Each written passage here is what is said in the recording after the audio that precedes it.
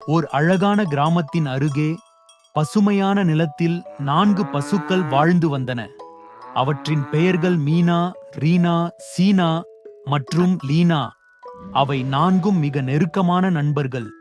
எப்போதும் ஒன்றாக மேய்ந்து, ஒன்றாக விளையாடி, ஒன்றாக ஓய்வெடுப்பது அவற்றின் வழக்கம். அவை ஒன்றாக இருப்பதால் எந்த பிரச்சனையும் இல்லை என்று நினைத்தன. ஒரு நாள் அந்த காட்டில் இருந்து ஒரு பெரிய புலி வந்தது. புலி பசுக்களை பார்த்து, நான் உங்களில் ஒன்றை பிடித்து சாப்பிடுவேன் என்று கர்ஜித்தது. பசுக்கள் பயந்து போனாலும் அவை ஒன்றாக நின்று கொண்டன. மீனா, நாங்கள் 4 பேரும் ஒன்றாக இருப்பதால் நீ எங்களை பிரிக்க முடியாது என்று கத்தியது. புலி மீண்டும் முயன்றது. அது ஒரு பசுவை தனியாக பிரிக்க முயன்றது. ஆனால் 4 பசுக்களும் ஒன்றாக நின்று கொண்டு தங்கள் கொம்புகளால் புலியை தாக்கின. புலிக்கு எதுவும் செய்ய முடியவில்லை. அது தோற்று ஓடிப்போயிற்று. ஆனால் ஒரு நாள் சிறிய சிறிய விஷயங்களால் அவை தங்களுக்குள் சண்டையிடத் தொடங்கின.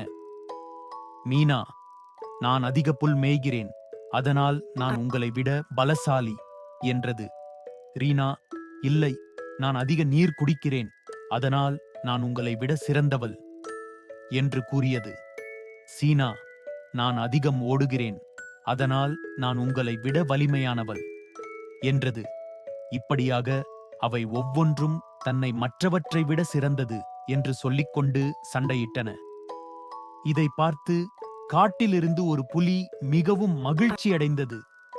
புலிக்கு ஒரு திட்டம் தோன்றியது. அது, இந்த பசுக்கள் ஒன்றாக இருந்தால் நான் அவற்றை எதிர்க்க முடியாது. ஆனால் இப்போது அவை தனியாக இருக்கின்றன. நான் ஒவ்வொன்றாக அவற்றை பிடித்து சாப்பிடலாம் என்று நினைத்தது. முதலில் புலி மீனாவை தனியாக பிரித்து தாக்கியது. மீனா தனியாக இருந்ததால் அதற்கு புலியை எதிர்க்க சக்தி இல்லை. புலி மீனாவை சாப்பிட்டு விட்டது. பிறகு அது ரீனாவை தனியாக பிடித்து சாப்பிட்டது. அடுத்து சீனா தனியாக இருந்தபோது புலி அதையும் சாப்பிட்டு விட்டது. இறுதியாக லீனா தனியாக இருந்தபோது புலி அதையும் பிடித்து சாப்பிட்டு விட்டது. 4 பசுக்களும் புலியால் சாப்பிடப்பட்டன.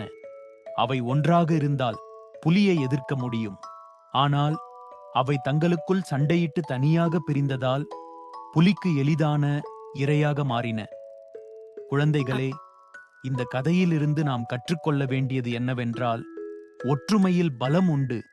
நண்பர்களுடன் சண்டையிடாமல் ஒன்றாக இருப்பது மிகவும் முக்கியம்.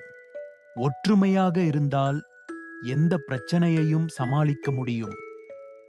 ஒற்றுமை இல்லாவிட்டால் பிரச்சனைகள் நம்மை சுற்றி வளைத்துக் கொள்ளும். எப்போதும் நண்பர்களுடன் ஒற்றுமையாக இருங்கள். ஒற்றுமையே வெற்றிக்கு வழி.